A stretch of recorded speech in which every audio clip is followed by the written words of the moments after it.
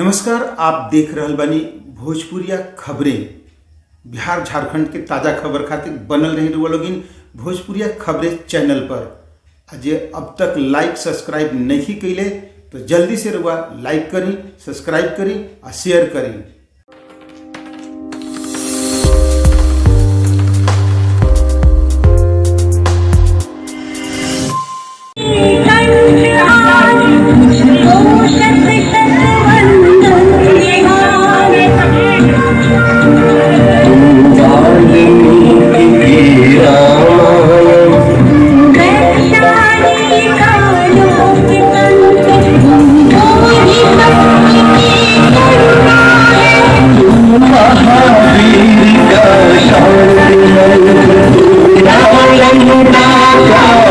रोहतास संवाददाता अनिल गिरी की रिपोर्ट के अनुसार रोहतास जिला के विभिन्न प्रखंड में बिहार दिवस के उपलक्ष्य में ढेर सारा कार्यक्रम के प्रस्तुति कइल गई।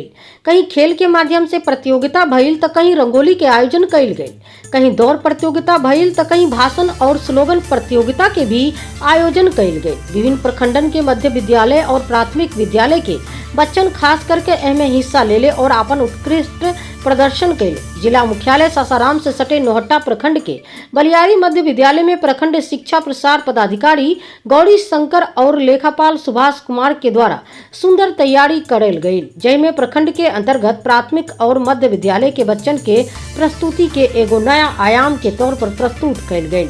एहिजे विक्रमगंज प्रखंड, सूरजपुरा प्रखंड और दावत प्रखंड में भी अनेकों कार्यक्रम भइल, जहां विद्यालय के बच्चन प्रतियोगिता से लेके नशा मुक्ति तक के कार्यक्रम प्रस्तुत कैलन।